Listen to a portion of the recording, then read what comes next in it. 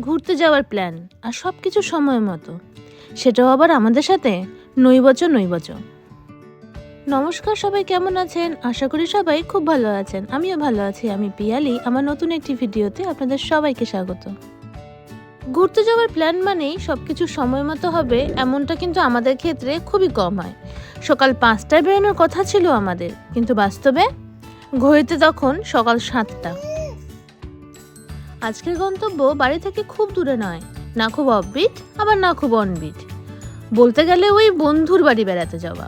কিন্তু জানেন, কিছু জায়গা থাকে যেগুলো নামের থেকেও অনেক বেশি সুন্দর হয়। কোচবিহার থেকে মোট 11 জনের দল। আমি অবশ্য পুচকুকে বাড়িতে রেখে গেছিলাম মায়ের কাছে। মনটা তাই একটু ভারী ছিল, কিন্তু বন্ধুরা পাশে থাকলে মন হালকা হয় খুব তাড়াতাড়ি। লাক্সারি কার আমার খুব পছন্দ বলে বন্ধুরা মন ভালো করতে আমাকে কিছু লাক্সারি পুরোনো দিনের কার দেখাতে নিয়ে এসেছে। কি দারুণ না! মাঝখানের গ্রিনটা আমার খুব পছন্দ হয়েছিল। ভেবেছিলাম বাড়ি নিয়ে যাই, কিন্তু গাড়ির মালিক আমাকে কিন্তু সেটা অ্যালাউ করলেন না। মালবাজারের খুব কাছেই এই ছোট্ট সুন্দর জায়গাটা, বাগড়াকোট।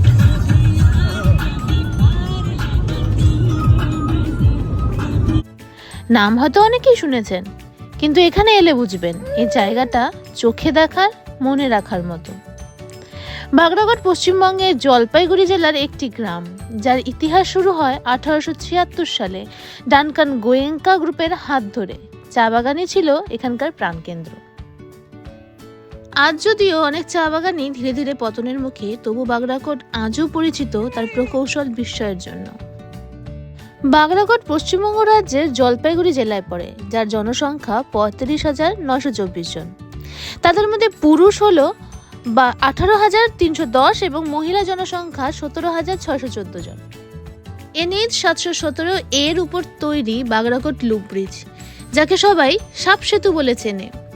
সিকিমের সঙ্গে সংযোগ স্থাপন করা এই ব্রিজ আজ পর্যটকদের অন্যতম আকর্ষণ। আপনাদের হয়তো মনে আছে, আমি এর আগে চারখোল থেকে ফেরার পথে যে ব্লগটা বানিয়েছিলাম, সেখানে কিন্তু এই লুপ ব্রিজটা তৈরির সময়কার ভিডিও শেয়ার করেছিলাম। কোচবিহার থেকে বাগড়াকোট ওই 140 কিলোমিটারের মতো ডিস্টেন্স। এইটুকু রাস্তা আমাদের গাড়িতে আসতে ওই 3 ঘন্টার মতো লাগার কথা ছিল ঠিকই, তবে ওই সারা রাস্তায় খাওয়া দাওয়ার ব্রেক, এমনি গাড়ি থেকে একটু নেমে গল্প করার ব্রেক করতে করতে আমাদের 1 ঘন্টা সময় আরও বেশি লেগেছিল। তবে আমরা কিন্তু বাগড়াকোটে পৌঁছেই একটু হালকা ফ্রেশ হয়েই আমরা কিন্তু ফটোশ্যুটের জন্য বেরিয়ে গেছিলাম। তারপর কিছুক্ষণ ফটোশ্যুট করে তারপর দারুণ খাবার দিয়ে আমরা লাঞ্চটা সেরে ফেলেছিলাম, কারণ আমাদের কথা ছিল আমরা এখানে এসেই লাঞ্চটা কমপ্লিট করব। বাগড়াকোট তার সরলতা এবং কাঞ্চনজঙ্ঘা পর্বতের মনোরম দৃশ্যের জন্য পরিচিত। কিন্তু কোনো পর্যটক যদি কষ্টকর ট্রেকিং করতে আগ্রহী না হন, তবে বাগড়াকোটের কাছে লিস নদীর ধারে হেঁটে আসুন। আমাদের মতো, যেখান থেকে পরিষ্কার আকাশ থাকলে আর শীতের দিনে যদি ভাগ্য ভালো থাকে, সেক্ষেত্রে বরফে ঢাকা অসাধারণ কাঞ্চনজঙ্ঘা পর্বত শৃঙ্গটি দেখতে পাওয়া যাবে, যা আপনার পুরো ভ্রমণটি তৃপ্তিময় করে তুলবে। বাগড়াকোট আসতে চাইছেন কিন্তু ভাবছেন শুধুমাত্র কাঞ্চনজঙ্ঘা দেখার জন্য বাগড়াকোট? তা কিন্তু নয়। পর্যটকরা বাগড়াকোটে ডিমডিমা এবং বাগড়াকোট চা বাগান পরিদর্শন করতে কিন্তু একদম ভালোবাসেন, যেখানে তারা চা শ্রমিকদের সাথে কথা বলতে পারেন, চা উৎপাদনের প্রক্রিয়া বুঝতে পারেন, এমনকি নিজেরাও চাইলে চা বাগান থেকে চা পাতা তুলতে পারেন। তবে এই বাগড়াকোটের খুব কাছাকাছি চুনাভাটি পিকনিক স্পট আছে, যা পিকনিকের জন্য যেমন ভালো, ফটোগ্রাফির জন্য তো আদর্শ জায়গা। আমরা কিন্তু অত দূর যাইনি। আশেপাশে চা বাগান, নদী, মাঠ দেখে আমরা যে কোথায় হারিয়ে গেছিলাম কে জানে। বাগড়াকোটের ইতিহাস ঘাটলে তেমন কিছু জানা যায় না, তবে যা জানা যায়, মূলত চা বাগানকে কেন্দ্র করে গড়ে উঠেছিল এই অঞ্চলটি। বিশেষত ডানকান গোয়েঙ্কা গ্রুপ দ্বারা প্রতিষ্ঠিত বাগানগুলিই ছিল এই অঞ্চলটির অর্থনৈতিক ও জনবসতির মেরুদণ্ড। সিকিমের মতো দূরবর্তী স্থান থেকেও মানুষজন কিন্তু এখানে স্থানান্তরিত হয়েছিল সেই সময়। এটি জলপাইগুড়ি জেলার একটি গ্রাম, যা ডুয়ার্স অঞ্চলের প্রাকৃতিক সৌন্দর্য ও শান্ত পরিবেশের জন্য পরিচিত। বর্তমানে এটি একটি উদীয়মান পর্যটন কেন্দ্র হিসেবে তৈরি হচ্ছে।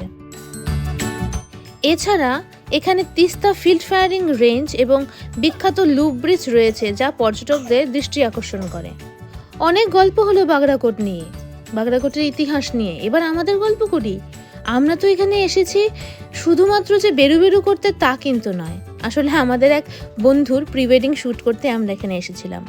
আর যে বন্ধুর বাড়িতে আমরা গেছিলাম ওর নাম মৃন্ময়। গত 7-8 বছর ধরে ওখানকার মানে এই বাগড়াকোট হাসপাতালের ফার্মাসিস্টও। ওর কোয়ার্টারই ছিল আমাদের থাকার জায়গা, খুব সুন্দর। তবে একটা ছোট টুইস্টও আছে, ওখানে নাকি ভূতও থাকেন। আমি অবশ্য কিছু বুঝতে পারিনি, কিন্তু বাকিরা নাকি রাতে কারোর আনাগোনা অনুভব করেছে। খাওয়া দাওয়ার ব্যবস্থা মৃন্ময় পাশের একটা দোকানে করেছিল। খাবার ছিল অসাধারণ, সবাই তৃপ্তি করে খেয়েছিলাম। আর ফটো তুলতে গিয়ে আমি মৃন্ময়কে কয়েকটা অর্কিড দেখিয়ে বলেছিলাম পারলে একটা এনে দিও তো। ভুল মানুষকে কথা বলেছিলাম। সে পুরো বাগড়াকোট ঘুরে প্রায় 1 ভর্তি ব্যাগ অর্কিড এনে দিয়েছিল আমাকে। ব্যাগ দেখে আমার খুশির তো আর ঠিকানাই ছিল না। বন্ধুর বিয়ের আগের ফটোশুট করতে গিয়ে ঘুরে আসাও হয়ে গেল।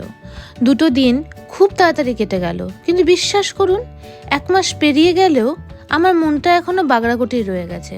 হয়তো জায়গাটা খুব বিখ্যাত নয়, কিন্তু কিছু জায়গা থাকে যেখানে গেলে মন আর পুরোপুরি ফিরে আসে না। তাদের মধ্যে বাগড়াকোটও একটি। ভিডিওটি ভালো লাগলে লাইক, কমেন্ট ও শেয়ার করতে একদম ভুলবেন না। আর এমন সব গল্প আর ভ্রমণের ভিডিওর জন্য চ্যানেলটি অবশ্যই সাবস্ক্রাইব করে রাখবেন। দেখা হবে পরের ব্লগে। ততক্ষণের জন্য সবাইকে টাটা।